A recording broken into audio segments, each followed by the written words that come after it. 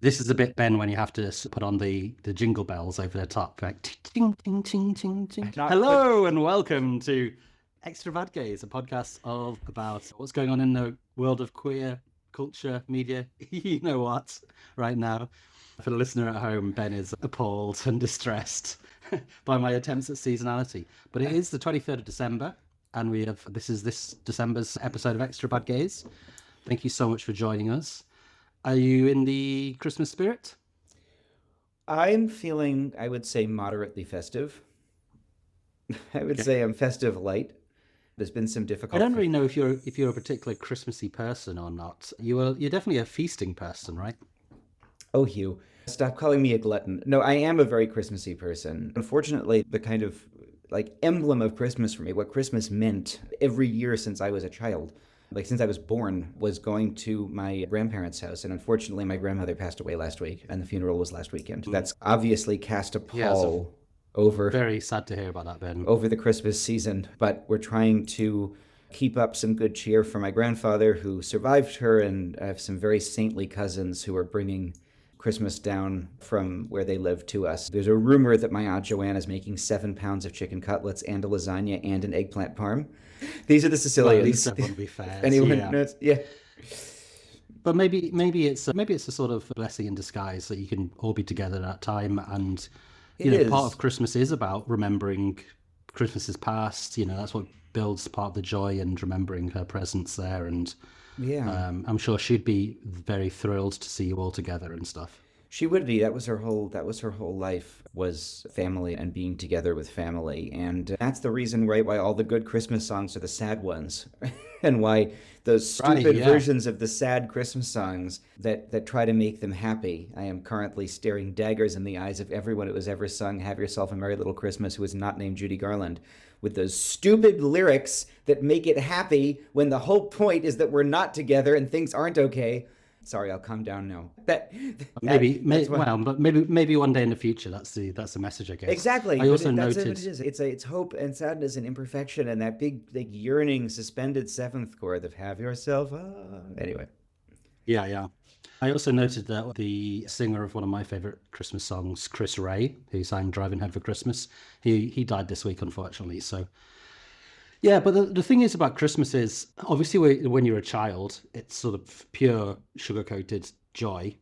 But as you get older, there is a darkness about it because of the time of the year.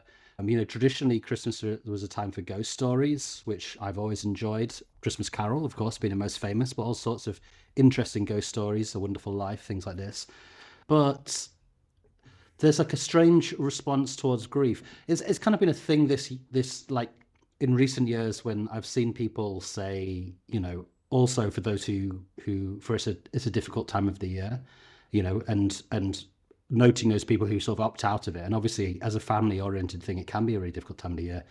For me personally, yeah, it's a time of remembering enormous grief, actually. But at the same time, it was difficult for me for a while. And my response to it was to throw myself into it and to realize that sort of midwinter feast with friends and creating new memories is an antidote to grief and a sign that things carry on. So there's my optimistic Christmas message to the nation, as if I'm the Queen.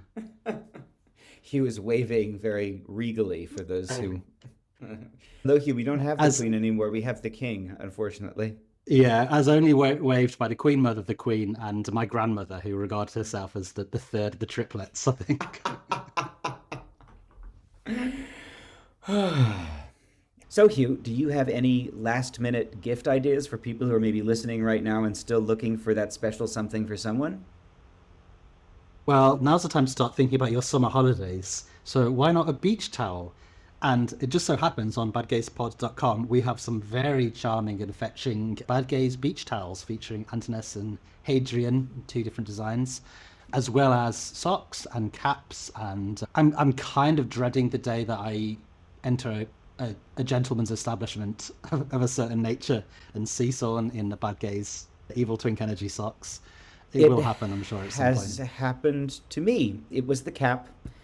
And yes, it will happen. The other thing is, if you're worried about shipping, if you really need something for Christmas morning, A gift subscription to Extra Bad Gays makes a wonderful gift, and it can be given instantly. If you go to patreon.com, you can find a gift link. We'll put it also in the show notes. You can click it. You can get 1 to 12 months of Extra Bad Gays for any loved one, and they'll send a link to them when you tell them. So Patreon will send the link to them on Christmas morning, and they can open their virtual stocking and be filled with cheer and with somewhat stern but always very loving sex advice, mostly for trans men who are trying to go to gay saunas. That seems to be our number one audience question clientele, which I had to find how to euphemize when my mom asked me last night, what kinds of advice questions do you answer? Anyway. Out of Christmas banter, let's talk about, well, we talked on last month's episode about this TV series Boots that I watched on Netflix, and you just informed me you have some news about it. I do. So Boots has been canceled. Canceled House Down Boots. Sorry, I couldn't resist. It's like the least camp gay TV show ever, and it's been canceled. Yeah, Boots, despite reportedly having good ratings numbers, will not come back to Netflix for a second season. And there's a lot of speculation about why and what the causes might be. And I've seen a lot of very self-righteous lib gay posting about it. How dare they take away my emotional comfort homonationalism TV show? But I do think there's actually potentially some more serious things going on here that are worth thinking about beyond whether or not people get to look at hot drill sergeants and hot Marines for an hour a week for 8 poorly written streaming episodes.